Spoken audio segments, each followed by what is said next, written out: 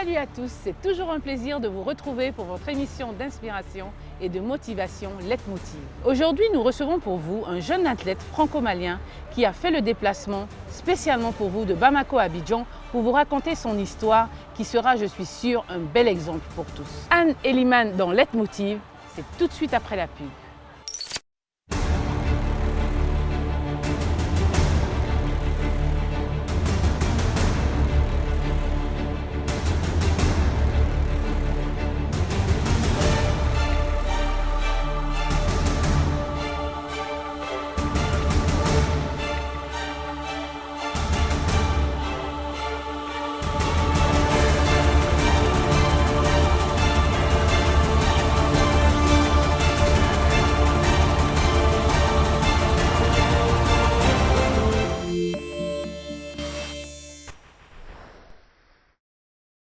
Vous êtes chef d'entreprise, cadre ou jeune entrepreneur?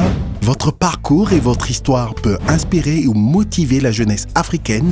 Participez à votre émission Leitmotiv sur 2STV et partagez votre expérience avec ceux qui en ont besoin.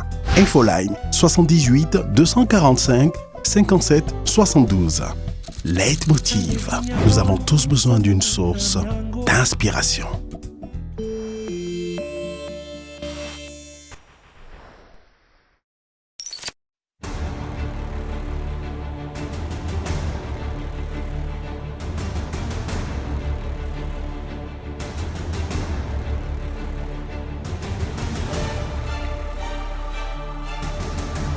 Eliman, bonsoir. Bonsoir Corinne.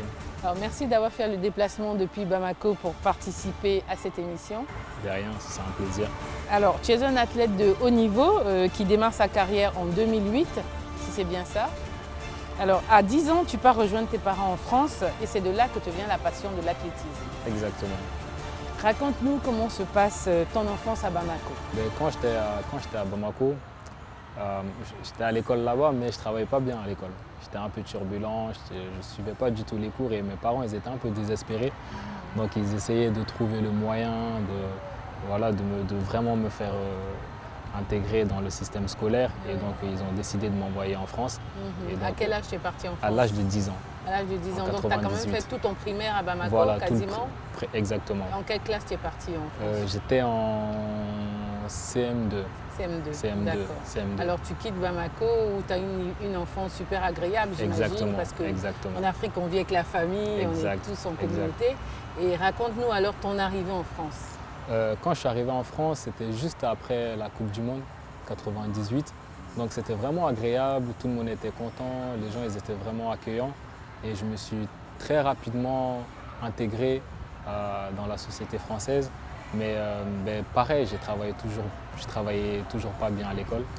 Et donc du coup, j'étais un peu turbulent. Oui. Et bavard, voilà, perturber les cours. Exact. C'est pas bien, mais bon. Alors on convoquait tes parents chaque fois à l'école? Chaque fois. Et c'est là où on leur a demandé de me trouver une activité sportive. Ouais, pour essayer de te canaliser un peu en fait. Tu avais peut-être trop d'énergie en fait à revendre. Alors qu'est-ce qu'ils ont fait tes parents? Mes parents ils m'ont demandé d'aller chercher une activité sportive. Donc au début je voulais faire du basket. Et donc j'ai cherché un club de basket et je ne trouvais pas. Et après je suis tombé sur des jeunes qui faisaient de l'athlétisme et j'ai trouvé ça vraiment génial. Et je me suis dit je vais faire comme eux et c'est comme ça que je suis arrivé. C'est à quel âge que tu commences l'athlétisme? À l'âge de 10 ans. À l'âge de 10 ans, l'année où tu es arrivé en France. Voilà, l'année où tes parents, ils étaient déjà en France ou tu es parti avec tes parents? Non, ils étaient déjà en France. Ils étaient déjà en France, oui. D'accord. Alors donc tu te mets dans l'athlétisme et tout de suite tu adhères, tu aimes? Voilà, tout de suite j'ai aimé et surtout j'étais avec mes amis. Donc on s'amusait, on était tous ensemble.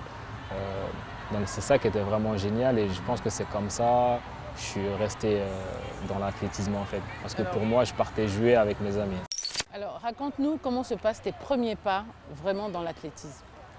Dans l'athlétisme, donc quand j'ai commencé avec mes amis, c'était vraiment pour m'amuser en fait. Pour moi, je passais du bon temps Tout à fait. avec mes amis mais petit à petit, mon entraîneur, il a vu que j'étais doué. Donc il m'a vraiment poussé, il était plus derrière moi pour m'encourager à aller faire de du haut l'avant, niveau. oui, bien sûr. Voilà. Et ma mère, elle n'était pas prête pour au début. Je me rappelle, j'étais parti la voir parce qu'on me demandait de payer 100 francs à l'époque pour payer ma licence. Et quand je suis venu, je lui ai demandé de me donner 100 francs pour aller payer ma licence. Et elle ne m'a pas écouté, quoi. Pour elle, c'était... Mais pourquoi elle n'était pas d'accord? La raison, c'était laquelle? Je ne sais pas, parce que quand j'étais petit, je n'étais pas très sportif. Peut-être ça peut être dû à ça. Et après, je ne sais pas, mais elle n'était pas très emballée. Elle a dû se dire peut-être qu'il va commencer, il ne va pas aller Voilà. jusqu'au bout, en fait. Voilà, exactement. Après, je ne sais pas vraiment pourquoi ce jour-là, elle ne m'a pas donné l'argent. Tu avais combien de séances de sport dans la semaine? À l'époque, j'avais 3 séances par semaine. Donc, comment tu t'organisais entre tes cours et tes séances d'athlétisme? Enfin, 3 entraînements par semaine, ça va encore. Donc quand on est petit, on s'entraîne 3 fois, donc on a largement le temps. Tu n'étais pas fatigué quand tu rentrais pour travailler encore sur tes cours? À l'école, on avait vraiment des périodes en fait qui étaient dédiées vraiment qu'à l'entraînement en fait. Donc on quittait l'école pour aller faire du sport, d'autres allaient faire de la musique. Donc ça allait. Alors en général, Elimane, les petits garçons, c'est plutôt le foot. Pourquoi avoir choisi l'athlétisme? Je ne sais pas pourquoi, je n'ai pas réfléchi à ce niveau-là. Moi, j'ai tout simplement suivi mes amis. Donc je pense que si mes amis étaient partis dans le foot, ouais, tu aurais suivi. Voilà, quoi. Ça se trouve, j'aurais été footballeur. Moi, je voulais tout simplement qu'on s'amuse ensemble, qu'on rigole ensemble. Donc du coup, c'est ça qui m'a plus ramené. Alors Elimane, au début de ta carrière, tu courais pour le Mali. Pourquoi par la suite as-tu choisi de courir pour la France? Pour moi, c'était tout simplement logique parce que je vivais en France. Mon entraîneur, il était français et tout se passait en France. Et arrivé un moment aussi, il fallait faire un choix parce que le Mali n'avait pas de moyens pour moi. Ils n'avaient pas de projet, j'avais énormément de promesses et ça ne se réalisait pas. Donc moi, il fallait faire un choix rapidement pour pouvoir atteindre le haut niveau. Parce que pour pouvoir faire du haut niveau, il faut des moyens financiers, il faut des moyens logistiques. Et le Mali ne me donnait pas cette possibilité-là.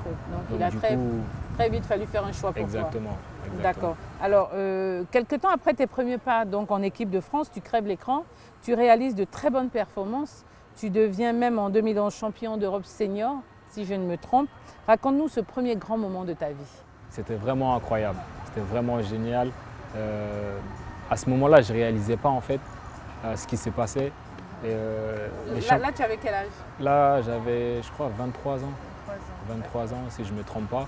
Et avec mon entraîneur, on n'avait pas du tout préparé cette compétition. Mais je suis arrivé en forme. Avant les championnats, j'avais fait des compétitions où j'avais fait des super bons temps.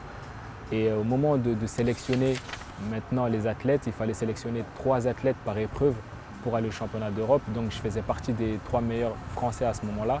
Et la Fédération française a pris la décision de ne pas m'engager individuellement. Et je pense que c'était une décision qui m'a vraiment... C'était avantageux. Voilà, non, mais qui m'a fait mal parce que j'aurais voulu défendre en fait, mes chances en individuel. Et j'ai eu l'impression à ce moment-là en fait, qu'on m'empêchait de montrer au monde entier ce que je pouvais réaliser. Mais après, je suis resté vraiment professionnel et je me suis concentré sur le relais. Et après, lors du relais, j'ai tout donné. Mes coéquipiers, ils ont fait un super bon relais. Et après, c'est vrai que c'est lors de mon passage, quand j'ai pris le témoin, on était 4e. Et lors de mon passage, donc, je donne la victoire à la France. Enfin, je permets à la France de vraiment monter. Tu as dû avoir beaucoup d'émotions. Voilà, c'était vraiment incroyable. Je me rappelle au moment où je prends le témoin, dans le stade, tout le monde était calme, personne ne parlait. Et au moment où je passe en tête avec les témoins, le stade, tout le monde commence à hurler et ça a été un moment. Alors comment ta famille a appris tout ça? Ma famille, ils étaient très contents. Et ils ta étaient mère très qui contents. n'y croyait pas vraiment Elle était très émue. Et elle m'a dit quelque chose qui m'a beaucoup touché. Elle m'a dit qu'en fait, quand ça s'est passé, elle était avec ses amis lors de leur tontine qu'elles font les dimanches. Et c'est passé à la télé, elle était entourée de ses amis et ça a été elle m'a dit que ça a été une fierté pour elle, que tout le monde était content pour elle et pour moi. Et ça, c'était vraiment génial. Ah, c'est bien. Alors ton titre te propulse une classe au-dessus. Tu fais même le JT de 20h de TF1. Comment réagissent tes parents face à ce grand succès? Non, je pense que c'est vraiment là qu'ils ont vu réellement, ils ont réalisé qu'en fait, que tu aimais vraiment ce que tu voilà, faisais et que finalement tu t'étais donné à fond. Exactement. Et c'est là où, au début, ma famille ne me soutenait pas forcément. Ils ne me soutenaient pas beaucoup. Pour eux, c'était, voilà, je passais, enfin, je m'amusais. Tu t'amusais. Voilà, donc quand ils ont vu tout ça, ça, ils se sont dit, bon là, ça devient sérieux. Exactement. Malheureusement, Elimane, l'année qui suit donc ton premier grand titre, tu connais une grave blessure qui t'empêche de participer aux Jeux Olympiques de Londres. Je te propose de revenir juste après la pub.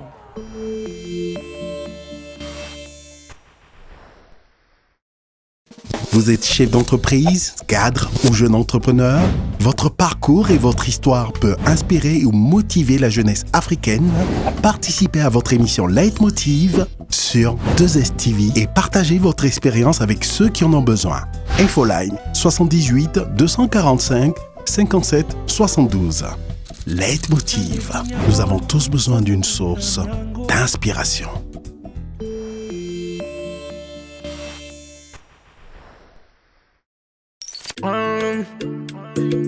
Holy fire, holy water, holy money, only money, only money, only money. We are woody fire, woody thunder, only money, only money, only money. Let the mare bless you with body, oh baby. Oh. Star boy go bless you with money, oh my girl. Let the mare bless you with body, oh baby. Oh, star boy go bless you with money, oh my girl.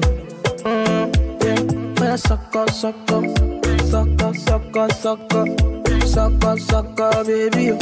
Sucker, sucker, sucker, sucker, sucker. Oh, yeah, give from lock up, lock up, lock up, lock up. Yo, yo, yo, oh, yeah, give from baby. Sucker, sucker, sucker. Oh, when I come through. They know we survive, so they turn up all eyes on me now. So many things we fit to do with your magic, baby. Stop getting plenty money. Yeah, you know what you gotta do. Baby, she love for me, show me how to do. No doubt I'm the one for you. I'm the one on the TV every time you do. Your body like Orodo. I'm a yakpa, my type of olosho. Yeah, yeah, yeah. Sucker, sucker, sucker, sucker, sucker, sucker. De retour avec notre invité qui nous raconte son parcours de champion, mais aussi sa reconversion. Je rappelle à tous nos téléspectateurs que nous sommes sur la piste d'athlétisme du stade Félix Houphouët-Boigny. Un grand coucou à tous nos téléspectateurs qui nous suivent depuis Bamako et Paris. Alors Elimane, après cette grosse blessure, raconte-nous comment tu vis ces moments qui t'éloignent donc des pistes et comment tu prépares ton retour. C'était très compliqué à ce moment-là. Je me blesse juste au début de la saison, donc je n'ai pas pu vraiment m'entraîner pour pouvoir aller aux Jeux Olympiques. Donc du coup, ma saison s'est arrêtée très, très tôt. Donc j'étais mal à ce moment-là, j'étais vraiment déprimé. Et j'ai décidé de rentrer au Mali, me ressourcer un peu, rester un peu avec la famille, de vraiment couper le pont avec l'athlétisme un peu. Et je pense que ça aussi, ça m'a fait du bien. Qu'est-ce qui s'est passé? Tu as eu quoi exactement? C'était en 2012, donc j'ai eu juste l'aponeuvrose en fait. L'aponeuvrose, c'est une peau qui est collée sur le muscle, donc qui s'est décollée sur 15 cm. Donc du coup, c'était très douloureux. Mais après, c'était pas très, très, très grave. Mais après, il faut du temps, voilà, il faut du temps pour que ça recolle et puis et repartir. Donc ça a pris à peu près 2 mois, donc c'était trop tard pour les Jeux Olympiques. Donc, ouais, tu avais déjà raté les sélections, les compétitions. Donc tu pars au Mali te ressourcer, tu restes combien de temps? Je reste 1 mois et demi avec la famille. Après, je reviens en France pour reprendre les entraînements et les justement, études. 2 ans plus tard, en 2015, tu fais ton retour sur la piste avec un 45 sec aux 400 mètres. Oui. Ce qui reste l'une de tes plus belles performances. Oui, en fait, au début, sur le 400 mètres, vous avez des paliers. Vous avez 47 secondes sur 400 mètres, 46, 45, 44, après 43. Et moi, j'ai eu vraiment du mal de passer de 46 à 45. Ça a pris énormément du temps. Et donc, c'est en 2015, finalement, que j'arrive à réaliser cette performance-là. Et donc c'était vraiment génial et de se dire qu'on a travaillé pendant tout ce temps, travaillé vraiment dur pour ensuite arriver à réaliser ce qu'on voulait. Et ça, c'était vraiment génial. Mais est-ce que justement tu pensais pouvoir atteindre un si haut niveau de performance donc assez rapidement après cette blessure? Oui, bien sûr, parce que j'avais travaillé pendant des années très dures. Et en fait, mon corps, il était prêt, j'avais fait des entraînements mais c'était juste les blessures qui m'empêchaient en fait de réaliser cette performance-là. Donc quand je l'ai réalisé, bon, j'étais très content, mais je n'étais pas surpris parce qu'on savait, avec les entraînements, nous avons des repères, donc on sait quand est-ce on va perfer ou pas. Et donc je savais que ça allait, un jour ou l'autre, ça allait arriver. Bien sûr. Alors, c'est vrai qu'après ce nouveau record, il ne te reste plus qu'un an avant les Jeux Olympiques de Rio, c'est ça, en 2016? Oui, 2016. Alors, et malheureusement, encore une fois, tu vas connaître encore donc une nouvelle blessure, cette fois plus grave que les précédentes. C'est sans doute la plus grande déception de ta vie. Qu'est-ce qui t'arrive alors à ce moment-là? Ça a été une période vraiment difficile pour moi parce que nous étions seulement à 7 mois avant les Jeux Olympiques. Et ce qui a compliqué aussi les choses, c'est que ma blessure a été mal prise en charge par les médecins. Donc quand je suis arrivé, ils m'ont dit non, c'est rien, c'est pas très grave. Dans 2 mois, vous allez pouvoir reprendre votre préparation pour les Jeux Olympiques. Et au final, je suis resté 7 mois sans pouvoir courir. Et donc je courus un peu partout en Europe d'aller voir les médecins. Je suis parti voir Dr Miller, le médecin de Bayern de Munich. J'ai vraiment tout fait pour essayer de trouver une solution pour être prêt avant les Jeux Olympiques. Mais malheureusement, ça n'a pas été le cas. Et après aussi, en même temps, j'ai eu un décès dans la famille. Il y a mon oncle qui est décédé à la Mecque. Et après, juste quelques temps, j'avais décroché un gros contrat aussi avec le club El Nasser Club à Dubaï. Donc à cause de ma blessure, je n'ai pas pu honorer ce contrat-là. Donc le contrat il a été annulé. Et donc ça a été une période vraiment difficile dans ma vie. Pourquoi après ce stage que tu as eu à faire à Bamako, qui était déjà très, très prenant, très fatigant, pourquoi quand tu es rentré, ils ont voulu tout de suite que tu compétisses?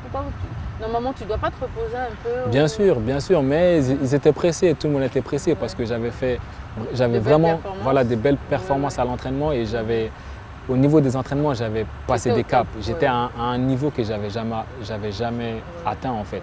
Même avant de me blesser, et je pense que c'est ça aussi qui m'a fait énormément mal. Pendant l'échauffement, juste avant de me blesser, mon entraîneur il me dit je t'ai jamais vu à ce niveau-là, je t'ai jamais vu aussi bien à ce niveau-là. Tu vas pouvoir enfin réaliser ce que tu aurais dû réaliser depuis des années. Et 10 minutes après, on a une blessure qui en quelque sorte peut mettre fin à votre carrière. Qui remet toute ta carrière en cause. Et ça a vraiment été un moment difficile. Alors, c'est certainement l'un des moments les plus difficiles de ta carrière, comme tu le disais. Comment arrives-tu à gérer cette période? Est-ce qu'il t'est arrivé des moments de te dire que c'était trop dur pour revenir et que ta carrière était finie? Est-ce qu'à un moment, tu as pensé à ça? En fait, c'est même pas que je l'ai pensé ou pas, parce que les médecins ils me disaient qu'ils ne savaient pas si un jour j'allais pouvoir courir ou pas, en fait. Que si j'allais retrouver mon niveau. Donc, en quelque sorte, les médecins qui m'entouraient, les kinés qui m'entouraient. Étaient déjà très pessimistes. Voilà, pour tout le monde, c'était fini. Même les personnes qui n'étaient même pas près de moi, tout le monde pensait que c'était ma fin de carrière. Et ta famille, comment ils ont réagi à ça? En fait, à cette période-là, ma famille… Ils n'étaient plus très près de toi, en fait. Ils n'étaient pas très près parce que c'est ce que j'ai voulu aussi un peu. Parce que je suis quelqu'un, quand je suis dans des problèmes, j'ai tendance à me refermer sur moi-même. Okay. Et en fait, j'étais comme si j'étais un robot en fait. Je pensais tout simplement. Manipulé. Voilà, j'étais dans mon élément. La seule chose qui était importante pour moi, c'était de me concentrer pour pouvoir réussir et avancer et atteindre tes objectifs. Exactement. Il n'y avait que ça qui comptait pour moi, de me dire ok, non, je peux pas me permettre de terminer ma carrière comme ça. Donc il faut que je fasse tout, coûte que coûte, pour retrouver mon niveau. Alors, quand les médecins et tout ça te disent, tous ces spécialistes te disent oui, Eliman, c'est pas possible, tu pourras plus. Alors, quelle est la première idée qui te vient en tête? À quoi tu penses à ce moment-là? Il y a une période, je me suis dit j'arrête. Je me suis dit j'arrête. À ce moment-là, j'avais ma société. Je me dis ok, c'est comme ça, c'est la vie et je vais me concentrer sur ma société et avancer. Mais ça, je pense que ça m'est traversé l'esprit pendant 2 jours, mais après, je suis reparti dans l'idée de non, il faut que je revienne plus fort, il faut que je revienne. Je pensais que à ça, retrouver mon niveau, même si les médecins me disaient que c'était pas possible. Qu'est-ce que tu fais pour ça?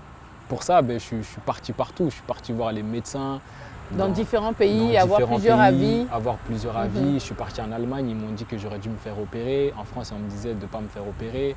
En même temps, je continuais avec mon kiné de faire des séances d'entraînement léger, de renforcer. Et pourquoi tu n'as pas tenté cette opération, s'il y avait vraiment une possibilité derrière tout ça?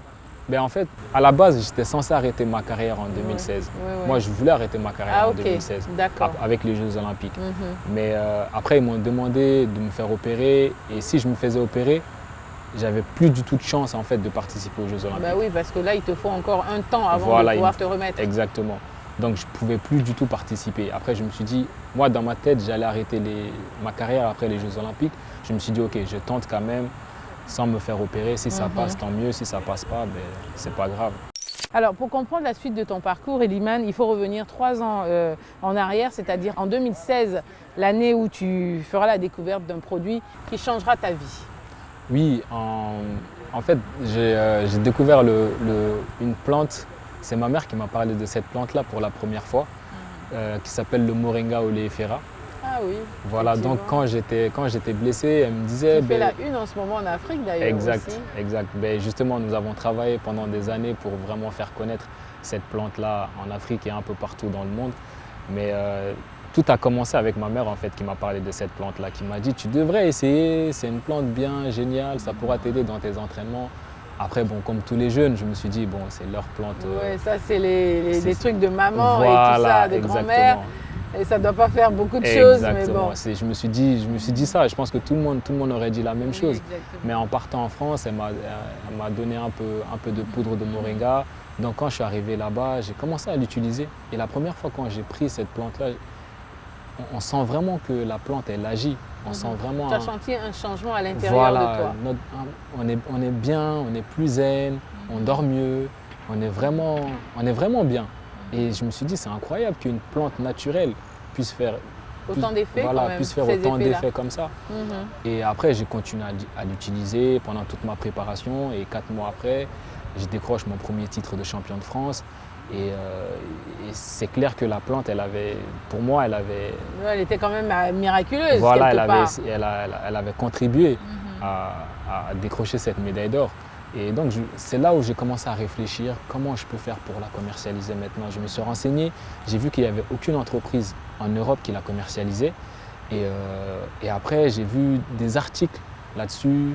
J'ai vu qu'aux États-Unis, ils avaient fait des études là-dessus qui montraient vraiment l'effet bénéfique de la plante pour les diabétiques, pour les personnes qui souffrent d'hypertension. Et donc, j'ai décidé d'en parler à mon entraîneur. Et je lui ai dit que j'aimerais vraiment commercialiser cette plante. Et c'est là où il me dit qu'il faisait exactement la même chose avec un laboratoire français. D'accord. Donc il développait des compléments alimentaires à base de plantes naturelles. Le moringa, d'accord. Voilà. Et donc c'est là où il m'a proposé en fait... te vient l'idée aussi de faire ça en fait. Voilà. Donc il m'a vraiment donné l'idée, il m'a proposé de me mettre en relation avec ses anciens collègues pour qu'ils m'aident à développer ma première gamme de compléments alimentaires à base de moringa oleifera. D'accord. Alors malheureusement, Elimane, le temps qui nous est imparti touche à sa fin. Nous donnons donc rendez-vous à nos téléspectateurs la semaine prochaine pour la suite et fin de cette émission qui t'est consacrée. Que Dieu vous garde. Je rappelle à tous nos téléspectateurs que nous sommes sur la piste d'athlétisme de... Salut à tous, c'est toujours un plaisir de vous retrouver. Je rappelle à nos téléspectateurs que nous sommes sur la piste d'athlétisme. Que Dieu vous garde. Ouais. D'accord, ok, d'accord. Mesdames et messieurs, de retour avec d'autres... Non, c'est pas la peine, mesdames et messieurs, ok. De retour avec d'autres invités.